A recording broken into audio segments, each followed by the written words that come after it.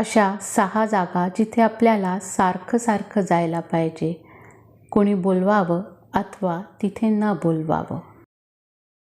पहिली जागा आपले गाव, आईवडिलांचे घर, बालपणीचे ते रस्ते.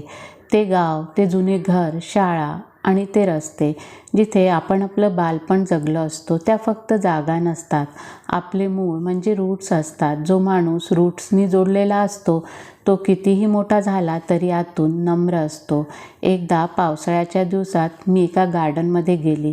तिथे मला एक काकू भेटल्या. गप्पा गोष्टींमध्ये कळलं की त्या 20 वर्षानंतर आपल्या मामाकडे म्हणजे आपल्या आजोळला आल्या आहे.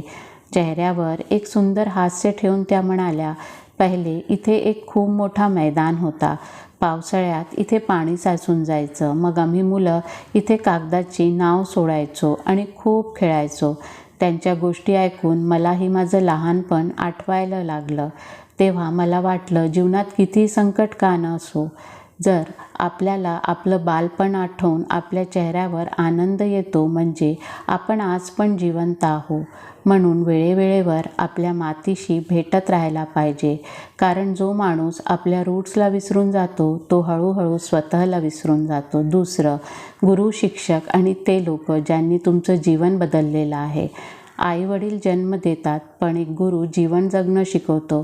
या जगात आईवडिलांनंतर जर कोणी तुमचं यश बघून मनापासून आनंदित होतो तर ते आहे तुमचे गुरु.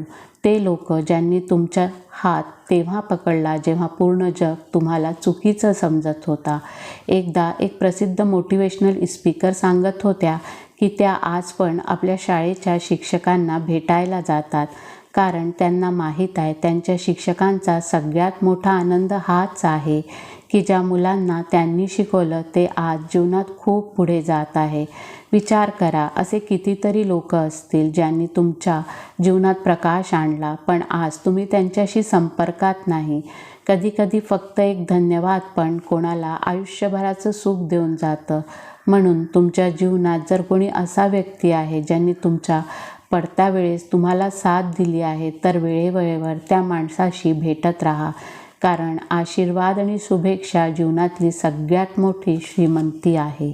तिसरी ती जागा आहे जिथे समाज व देशाचं कल्याण होत असे. तिसरी जागा आहे जिथे सेवा कार्य होतात, चॅरिटी होते. अशी जागा जिथे माणुसकी जिवंत आहे. आजच्या काळात लोक विचारतात समाजाने आमच्याकरता काय केलं, पण महान लोक विचारतात मी समाजासाठी काय करू शकतो.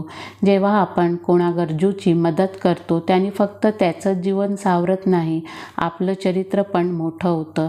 नेहमी मदत पैशाने होते असं नाही. कधी कोणी उपाशी माणसाला जेवायला घाला, एखाद्या लहान मुलाच्या शाळेची फीस भरून द्या, एखाद्या एकट्या माणसाच्या जवळ जाऊन बसा. हे पण खूप मोठ्या पुण्याचं काम आहे. ज्या दिवशी माणूस फक्त आपल्याकरता जगणं सोडून देतो त्या दिवशीपासून त्याचं जीवन सार्थक होणं सुरू होऊन जातं. चौथी जागा आहे आपल्या निष्ठावंत कर्मचारी व सहकार्याच्या सुखदुःखात. काही लोक आपल्याकरता वर्षानुवर्ष प्रामाणिकपणे काम करतात पण आपण त्यांना फक्त आपला स्टाफ मानतो. खरं तर ते आपल्या जीवनाचा एक महत्त्वपूर्ण भाग असतात.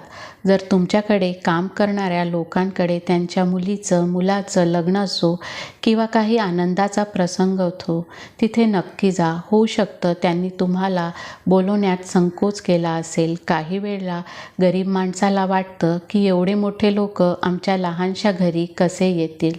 पण जेव्हा तुम्ही तिथे जाता तेव्हा तुमचं तिथे राहणं समाजात त्यांचा सन्मान वाढवतो आणि त्यांना वाटतं की ते फक्त तुमच्याकरता एक कर्मचारी नसून तुमच्या परिवाराचा हिस्सा आहे. विश्वास ठेवा, माणूस पैशापेक्षा जास्त त्याला दिलेल्या सन्मानाला लक्षात ठेवतो. पाचवी जागा आहे कोणाच्या दुःखात आणि वाईट वेळेत. पाचवी आणि सगळ्यात महत्त्वाची जागा आहे ही. इथे तुम्हाला न बोलवताही जायला पाहिजे. ती आहे कोणाची वाईट वेळ. जेव्हा कोणाच्या घरी काही वाईट घडलेलं असतं किंवा मृत्यू झालेला असतो त्यावेळेला हा विचार नका करू की तो माणूस आपला आहे की परका. त्यावेळेला त्याला जशा मदतीची गरज असेल करा. ती मदत पैशांनी पण होऊ शकते किंवा शब्दांनी. पण तमाशा बघणारे नका बनू. आजकाल लोक रिअलपेक्षा रीलच्या जगात जगतात. अशा जागेवर पण लोक मदतपेक्षा व्हिडिओ जास्त बनवतात. आपल्याला लाईक नाही कमवायचे आहे, माणुसकी जिवंत ठेवायची आहे. जो माणूस वाईट वेळेवर तुमच्याबरोबर उभा आहे, आपण त्याला कधीच विसरू शकत नाही. 6वी जागा आहे सार्वजनिक उत्सव किंवा मंदिर. जर तुमच्या घराजवळ काही सार्वजनिक उत्सव जसं गणपती, जत्रा, नवरात्र वगैरे साजरा होत असेल तर तिथे आवर्जून जा. कारण या सगळ्यामुळे आपल्याला रुटीन लाईफमधून थोडं बाहेर पडता येतं. हे उत्सव आपल्याला आपल्या गौरवशाली संस्कृतीशी जोडतात. जीवनात एक वेगळाच आनंद व उत्साह आणतात. जीवन फक्त आपल्याकरता जगण्याचं नाव नाही आहे. कधी आपल्या मातीशी भेटा, कधी आपल्या गुरुशी भेटा, कधी आपल्याबरोबर काम करणाऱ्या माणसाचा सन्मान करा, कधी कुणाच्या वाईट वेळेत न बोलवता जा, कधी सार्वजनिक उत्सवात सहभागी व्हा. कारण या जगात सगळ्यात सुंदर माणूस तोच आहे जो आपल्या स्वार्थाकरता नाही तर आपल्या माणुसकीच्या नात्याला जपतो. श्री स्वामी समर्थ.